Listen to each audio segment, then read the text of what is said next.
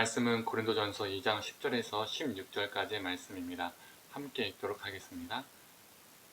오직 하나님이 성령으로 이것을 우리에게 보이셨으니 성령은 모든 것 곧 하나님의 깊은 것까지도 통달하시느니라.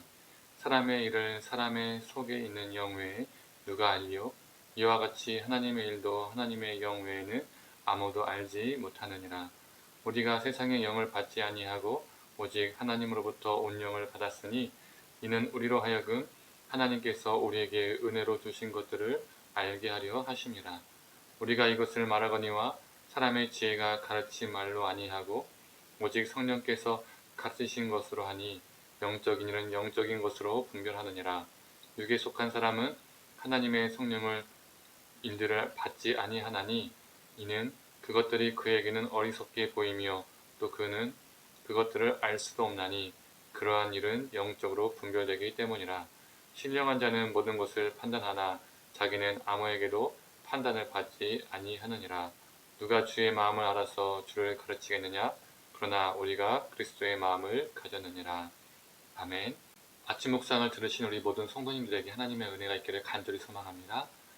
말씀 전하도록 하겠습니다. 고린도 교회는 자신들이 지닌 지혜로 즉 철학과 수사학 등으로 서로를 주장했습니다. 철학과 수사학에 기반하여서 뛰어난 언변으로 상대방을 공격하고 자신들을 방어했을 겁니다. 바울은 이러한 고린도 교회의 문제를 보면서 사람의 지혜로 풀려다가는 문제가 더 심각해지고 더 복잡해질 것이라는 것을 알았을 겁니다. 그래서 그는 이 교회의 문제를 해결하기 위해서는 세상의 지혜, 사람의 지혜가 아니라 다른 무엇이 필요하다고 깨달았었습니다. 그게 무엇일까요? 바로 성령입니다. 12절에는 이렇게 말하고 있습니다.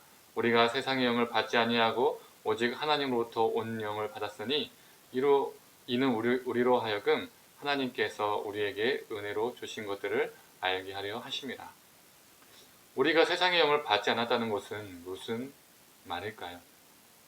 제가 12절을 공동번역으로 다시 읽어드리겠습니다. 우리가 받은 성령은 세상이 준 것이 아니라 하나님께서 주신 것입니다.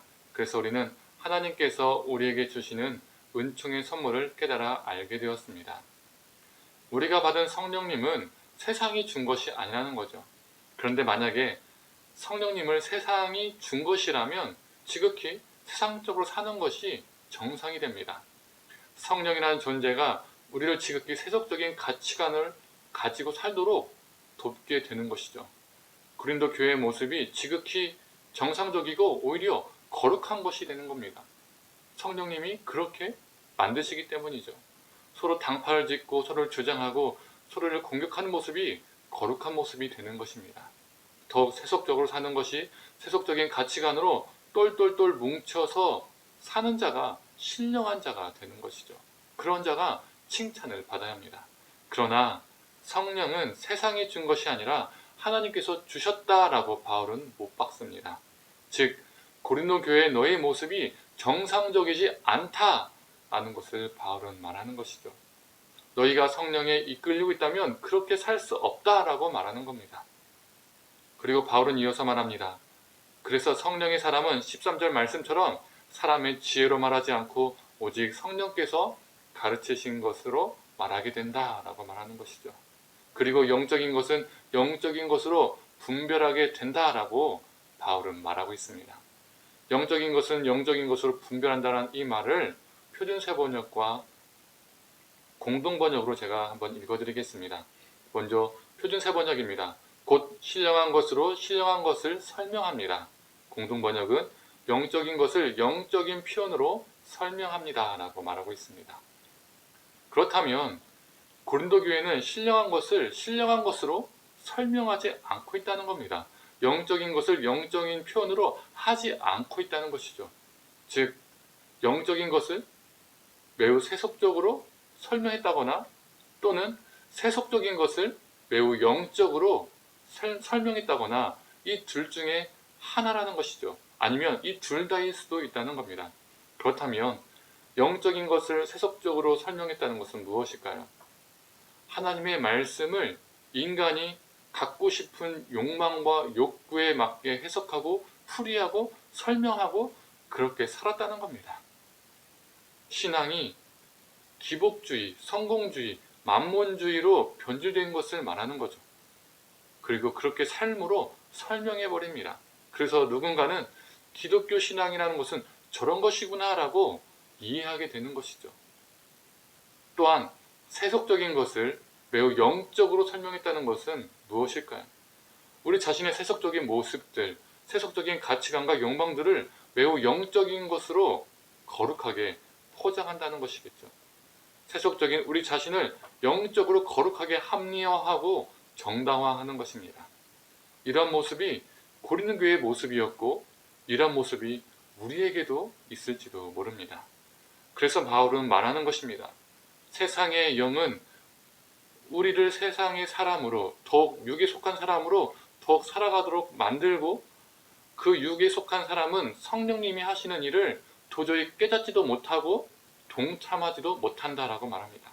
제 아무리 교회를 오래 다니고 직분이 있고 봉사를 오래 해도 이렇게 사는 겁니다. 지극히 세속적으로 살면서 세속적인 자신을 영적으로 합리화하고 동시에 영적인 것들을 자신의 욕구에 맞춰서 세속적으로 재해석해서 더욱 세속적인 사람이 되는 것이죠. 성령님, 성령님 외치지만 성령님이 진정 원하시는 것이 무엇인지 모릅니다. 그러면서 이곳저곳에서 세상의 잣대로 많은 문제를 야기시키죠. 그런데 자신의 문제를 모르는 겁니다. 이렇게 쳇바퀴를 돌면서 평생을 살면서 자신은 신앙생활을 잘하고 있다라고 착각하며 사는 것이죠. 이게 2000년 전 고린도 교회의 모습이자 우리 현 시대의 교회의 모습, 또 우리 자신의 모습일 수도 있다는 겁니다. 성도님들, 우리가 어떤 영의 도움을 받느냐에 따라서, 어떠한 영에 의지하냐에 따라서 우리의 생각과 가치관이 달라지고 우리의 언어가 달라지고 우리가 살아가는 삶의 내용과 방식과 질이 달라지게 됩니다. 하나님의 영인 성령은 우리를 하나님의 백성답게 하나님의 백성으로 살게 만듭니다. 도우십니다. 그리고 성령님은 그리스도의 마음을 가지고 살도록 우리를 붙드십니다. 예수님이 바라보는 시선으로 세상을 바라보게 하고 예수님이 분노하시는 일에 분노하게 하며 예수님이 눈물을 흘리시는 곳에 눈물을 흘리게 하며 예수님이 품었던 이들을 품게 하고 예수님이 사랑하신 것을 사랑하게 합니다. 예수님이 걸었던 그 길을 우리도 걷도록 도우신다는 거죠. 이 성령님을 의지하며 살아가는 저와 우리 성도님들이 되기를 간절히 소망합니다. 오늘 하루도 세상의 영이 아닌 저와 우리 성도님들 모두가 신령한 사람, 성령에 의해서 움직이는 그런 사람이 되기를 간절히 축원합니다. 기도하겠습니다. 하나님, 우리가